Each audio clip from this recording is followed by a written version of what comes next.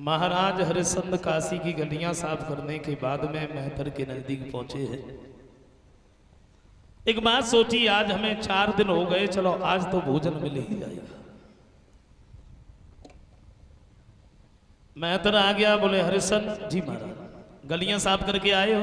जी महाराज। कोई बात नहीं है, भोजन कर लो, उसके बाद में हम तुम्हें दूसरा काम बताएं। भोजन करने बैठे ही थे तो विश्वामित्र ने अंधे का रूप धारण कर लिया। थोड़ी दूर हट करके बैठ गए, रोने लगे, आवाज लगाई, भैया मेरी कोई आवाज को सुन रहा हो, आज हमें 5 दिन हो गए भोजन नहीं मिला और भूख के कारण मेरी जान जा रही है। महाराज हरिश्चंद्र के कान में आवाज पड़ी है। एक बात सोची, हमें तो 4 ही दिन हुए, इस अंधे को 5 दिन हो गए, चलो अपना ही खाए। अपना भोजन उठाया, उस अंधे को दे दिया। और यही तो अपनी संस्कृति है। कभी कहते हैं कि भूख लगे तो खाओ, ये प्रकृति है, और भूख न लगे फिर भी खाओ, ये विकृति है। और खुद भूखे रह करके किसी दूसरे भूखे को खिला दो, यही तो अपनी संस्कृति है। दूसरा दिन हुआ तो नए काम फिर से किया, मेहतर ने भोजन दिया तो विश्वामित्र जी कोड़ी का रूप धारण करके रोने लगे। कहने का मतलब मेरा यह है, 1-2 दिन नहीं बल्कि 26 दिन हो गए, हरिश्चंद्र के पेट में अन्न का दाना नहीं जाने दिया। शरीर सूख करके कांटा हो गया, एक जगह पर बैठ जाते हैं तो उठने की हिम्मत नहीं होती। मेहतर नजदीक आ गया और जवाब दिया, हरिश्चंद्र जी महाराज मैंने बहुत बड़ी भूल कर दी जो हम तुम्हें खरीद करके ले आए। अगर मैं पहले जानता कि तुम इतने बड़े हरामी हो, मैं नहीं खरीदा। सारे दिन भोजन में लगे रहते, कोई काम तो करते नहीं। कहिए महाराज अभी मुझे क्या करना? बोलिए घड़ा उठा, इसमें जल लेके आना।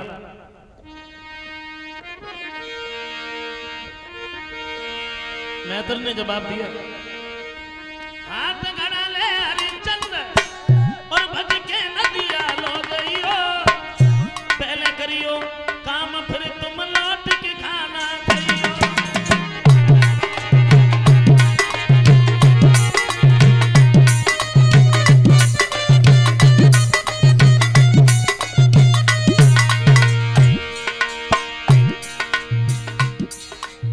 बोले ये घड़ा लेके जाओ, इसमें जल लेके आना, और जब तुम जल लाओगे उसके बाद में तुम्हें भोजन दिया जाएगा। चले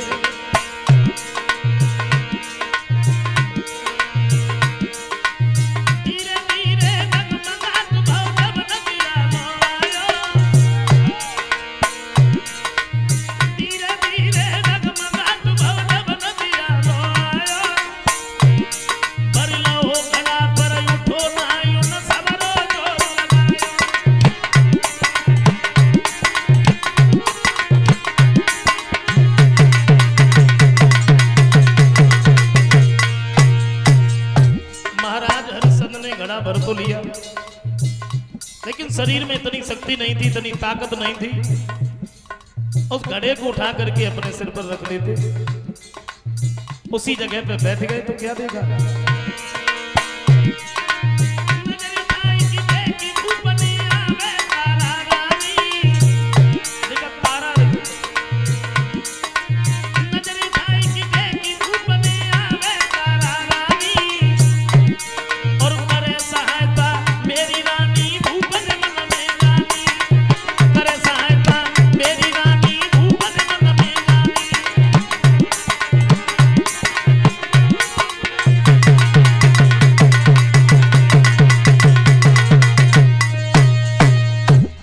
क्या देखा है? सामने से तारा आ रही है।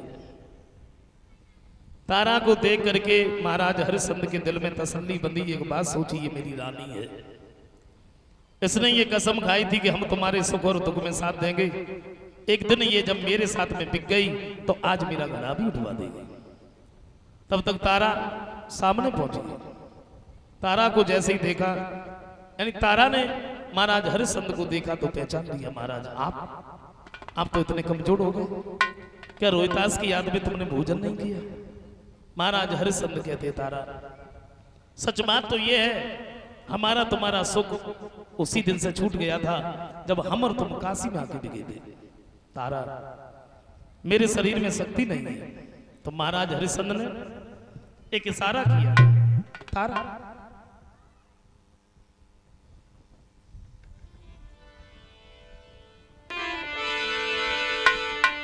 ओ रानी उठ रे। महाराज हरिश्चंद्र तारा से इशारा किया है। तारा, ओ प्यारी उठ रे गगरिया मेरी दिल की भरी।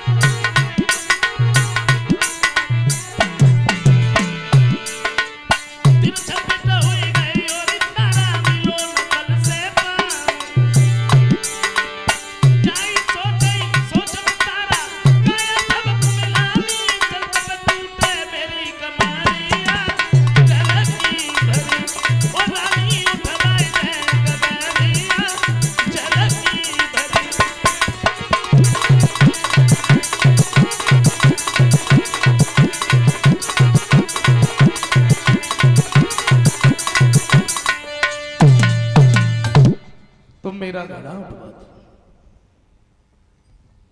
तारा कहती है महाराज माफ करना, घड़ा उठवाना तो बहुत बड़ी बात है, मैं तुम्हारे घड़े से हाथ भी नहीं लगा सकती। महाराज हरिश्चंद्र कहते तारा क्या हुआ, क्या तुम मेरी रानी नहीं हो? क्या तुमने ये कसम नहीं खाई थी कि हम तुम्हारे सुख और दुख में साथ देंगे?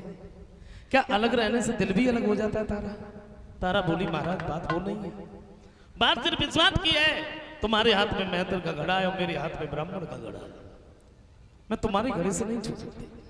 लेकिन हाँ महाराज एक हम तुम्हें उपाय बता रहे हैं।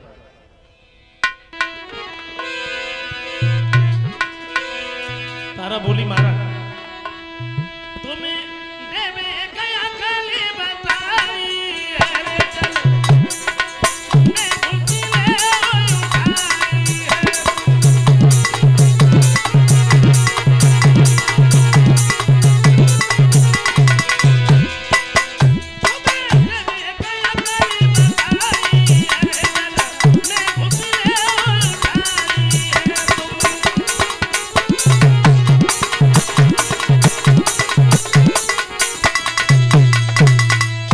एक बात कही तारा ने, महाराज आप जब जल के अंदर घुसोगे तो ताकत कुछ कम लगेगी, घड़ा उठा लेना चले जाना। तारा ने इतने शब्द कहे, अपना घड़ा उठाया, अपने सिर पर रखा, वो तो वहां से चली गई। महाराज हरिश्चंद्र बैठे के बैठे ही रह गए। एक बात सोची, क्या ये बही रानी है जो इसने ये कसम खाई थी कि हम तुम्हारे सुख और दुख में साथ देंगे? क्या ये बही रानी है जो एक दिन मेरे साथ में बिक गई और आज इसने मेरा घड़ा नहीं उठवाया? शायद पहले इसका कोई स्वार्थ था मुझसे, शायद पहले इसका कोई मतलब था हमसे, अब कोई मतलब तो रहा नहीं, इसलिए इसने मेरा घड़ा नहीं उठवाया। थोड़ी देर बैठ करके सोचते रहे। उसके बाद महाराज हरिश्चंद्र ने जैसे तैसे उस घड़ा को उठा तो लिया, लेकिन शरीर में इतनी शक्ति नहीं थी, इतनी ताकत नहीं थी उस घड़े को घर तक ले आते। दो चार ही कदम आगे बढ़े, ठोकर लगी, घड़ा जमीन पर गिर पड़ा, टूट गया। रीते हाथों महाराज हरिश्चंद्र मैत्र के नजदीक पहुंचे और मैत्र ने देखा तो पूछ लिया, हरिश्चंद्र जी महाराज तुम तो जल भरने गए थे, घड़ा कहाँ है? बोले महाराज वो तो टूट गया। टूट गया? मैंने मन बनी भूल कर दी जो अब तुम्हें खरीद करके ले आए। कोई काम नहीं करते, इतने बड़े तो हरामी हो, आज तुमने वो घड़ा भी तोड़ दिया, अब ये काम तुमसे नहीं होंगे। ऐसा करो मेरी लाठी उठाओ, मरघट पर जाओ, कफन उगारो, और एक बात का ध्यान रखना, बिना टका के कोई भी मुर्दा न जले। और सुन लो, तुमने जो घड़ा तोड़ दिया है ना, इसी बात को लेकर के आज तुम्हें भोजन नहीं दिया जाएगा। लाठी उठाई, मरघट पर आ गए।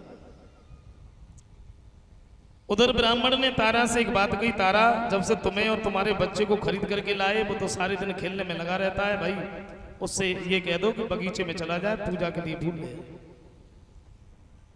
तारा ने रोहितास को अपने नजदीक बुलाया और एक बात कही, मेरे लाल हम लोग स्वतंत्र नहीं है परतंत्र है, तुम बगीचे में चले जाओ, फूल ले आओ। तो देर नहीं की, तो माटी की बातन में लडलिया तन में कुमारो चलो।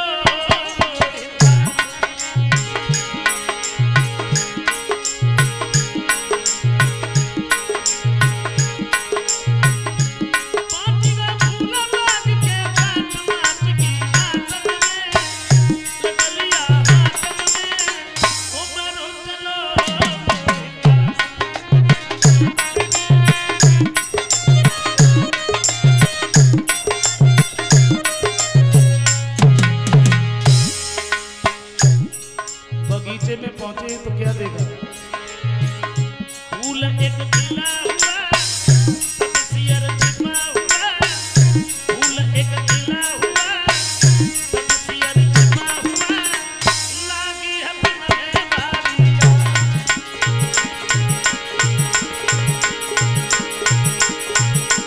अपना फूल बाग के साथ माटी की बातन में लकड़िया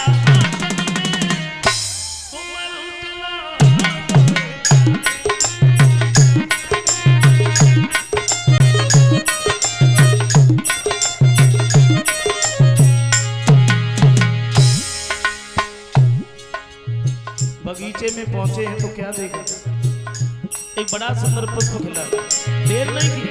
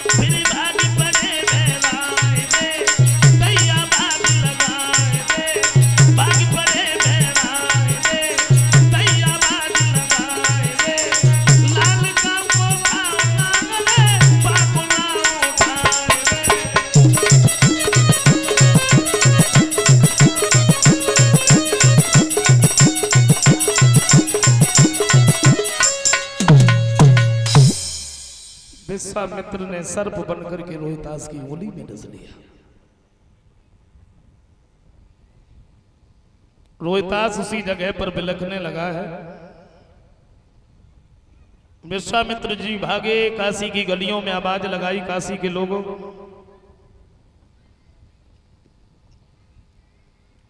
किसी का लड़का बगीचे में फूल लेने के लिए गया, लेकिन एक निर्दयी सर्प ने उसे डस लिया और जिस किसी का भी हो अपने बच्चे को ले आया। तारा भोजन बना रही थी, तारा के कान में आवाज पड़ी तो एक बात सोची कि मेरा लड़का भी गया था। ब्राह्मण के सामने दोनों हाथ जोड़ करके खड़ी हो गई। एक बात कही, महाराज क्या मैं अपने बच्चे को देखा हूं? बोले अभी नहीं, पहले भोजन बना उसके बाद में जा। रोते रोते भोजन बनाया, फिर सामने खड़ी हो गई, महाराज मैं जाऊं? बोले अभी नहीं, पहले भगवान का भोग लगा उसके बाद। लेकिन बाबा तुलसीदास जी ने सच ही लिखा,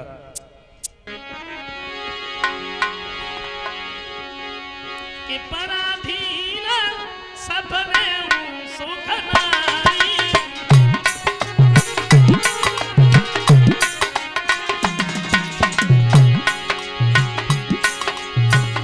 पराधीन सबने सुख नाई, कर विचार